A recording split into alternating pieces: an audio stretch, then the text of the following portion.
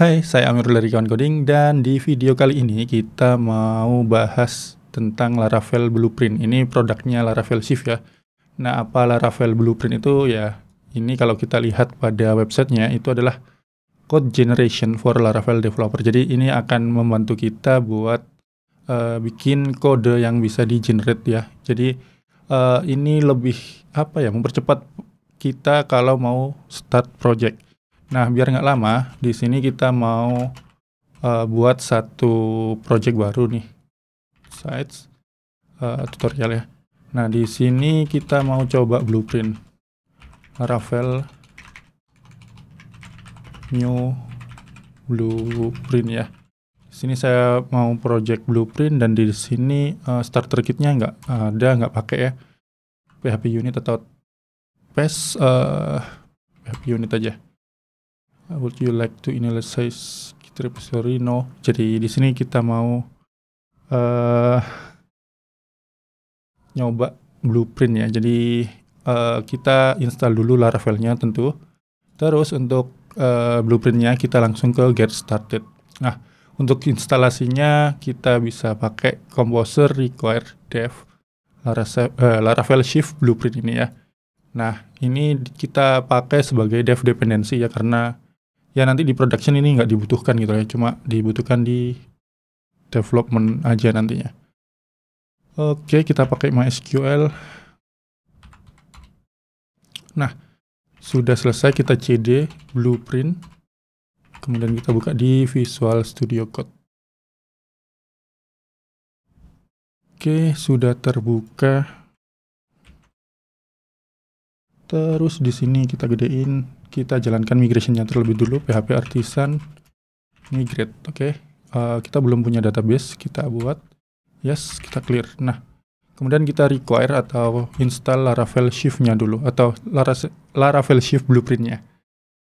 Oke, kalau sudah, untuk bikin blueprint atau draft-nya itu kita bikin file sendiri ya. Nah, untuk generating komponen ini kita bikin file yang namanya draft.yaml di root project-nya ini. Di ini ya, pokoknya yang pertama deh, atau di folder utama project. Nah, apa yang bisa kita generate itu salah satunya adalah models ya. Jadi models itu nanti akan menghasilkan itu model, migration, sama factory. Nah, kita buat dulu models, jadi ini biar kawan-kawan punya gambaran aja ya, nanti apa sih kegunaan si YAML, si blueprint ini ya. Nah, misalnya di sini saya mau bikin sebuah aplikasi blog lah, misalnya ya yang umum aja. Jadi saya butuh model post, dan di sini saya butuh title ya. Nah, untuk tipe datanya itu kita sama kayak waktu definisikan di migration-nya Laravel ya. Tipenya string, terus kemudian ada konten atau body misalnya ya. Konten lah ya. Terus itu tipenya text. Lalu mungkin ini cukup sih. Jadi ada yang namanya user ID, itu kita bisa kasih foreign, karena nanti ini akan berelasi dengan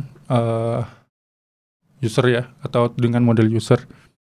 Nah, di sini kita butuh relation ya. Kita definisikan relationships. Itu pakai S atau enggak ya? Model reference ini kita cek di dokumentasi model relationship. Oh, pakai S ya. Relationship, terus kemudian di sini kita tulis relationship-nya itu belongs to ya. Belongs to user. Nah, kemudian kita coba untuk generate hasilnya ya. Kita simpan, lalu kita jalankan di sini PHP Artisan blueprint build. Oke. Nah, di sini kita bisa lihat kita menghasilkan 3 file. Ada post factory yang bisa kita lihat juga di sini ya. Nah, kita bisa lihat karena kita sudah punya relasi ya. Factory-nya juga ini pakai user factory ya untuk user ID-nya. Terus untuk title-nya dia pakai sentence atau kalimat. Terus untuk konten yang ini dia pakai paragraph. Oke. Terus kita lihat di migration-nya. Nah, di migration ini ada post ya, kemudian ada foreign ID user dan constraint. Jadi ini berelasi gitu. Nah, yang terakhir ada model. Nah, di model ini kita bisa lihat properti untuk variable sudah diisi, terus ada relasi ke user ya. Nah, jadi di user ini ternyata sudah ada relasinya.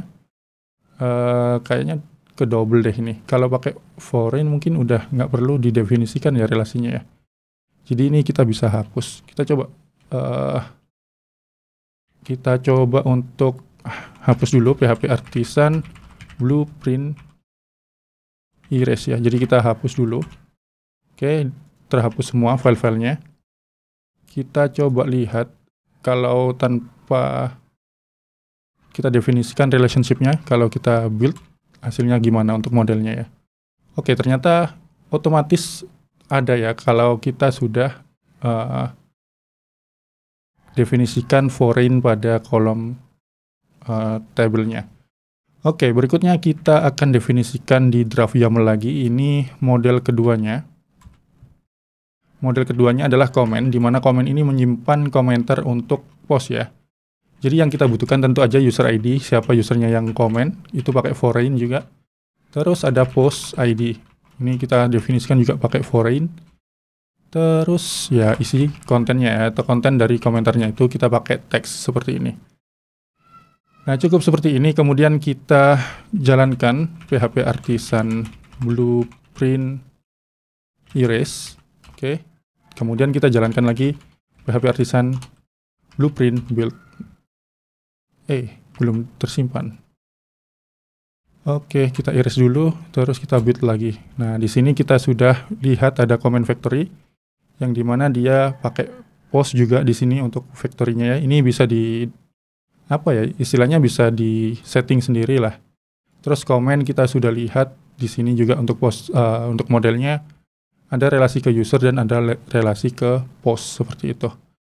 Oke, jadi ini untuk blueprint kalau mau bikin aplikasi dari awal ya, dan kita cukup definisikan itu gampang seperti ini. Dan bahasanya itu bahasa manusia banget ya. Jadi ini lebih enak kalau mau mulai project. Nah, berikutnya ini baru model atau database ya yang berhubungan dengan database. Nah, kalau dengan controller itu bisa juga ya. Kita bisa definisikan controller di sini. Oke, jadi ada di sini kita bisa tambahkan ya controller, kemudian post, kemudian yaitu post itu yang berhubungan dengan post tadi atau model post. Terus metode-metode yang mau kita gunakan. Oke, saya copy aja di sini untuk controllernya ya, biar nggak terlalu lama juga. Oke. Nah, di sini saya punya controller yang menghandle post, jadi nanti post controller gitu ya. Terus metode yang saya gunakan adalah metode index, kemudian with post ini adalah dia akan bikin atau generate query-nya, dan query-nya ini query all ini ya.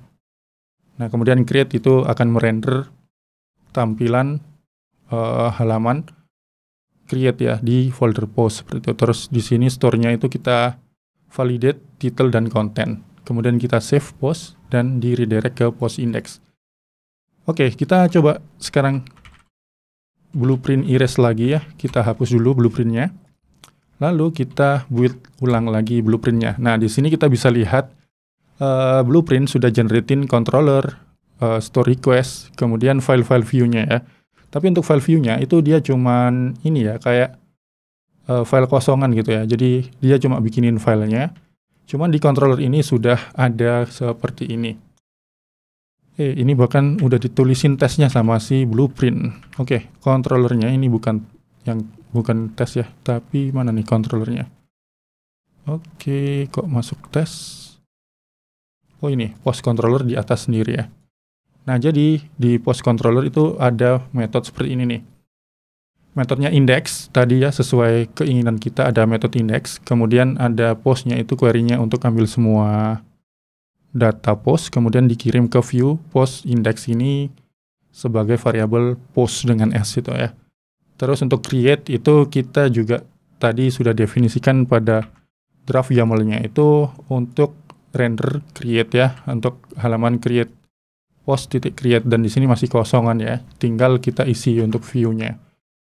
Cuman ya ini adalah kayak kerangka awal aja, jadi nggak full kayak kita udah dapetin CRUD dan lain-lainnya, nggak. Cuman ini adalah hal yang mempercepat kita dalam mempersiapkan project ketika awal-awal bikin project gitu ya. Jadi kita nggak usah bikin bukan variabel migration model controller satu persatu. Jadi kalau kita sudah punya gambaran aplikasinya ini mau kayak gimana, nah itu bisa langsung aja pakai si blueprint ini ya. Jadi lebih enak.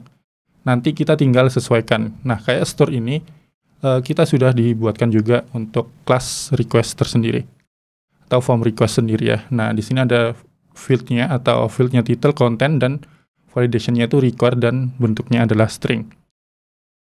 Oke, terus kemudian di sini kita lihat datanya sudah di-handle juga, request validated. Itu udah otomatis ya. Jadi data yang dimasukin atau dikirim ke fungsi create-nya itu adalah data-data yang sudah divalidasi. Kemudian dia setelah berhasil bisa di return redirect ke route.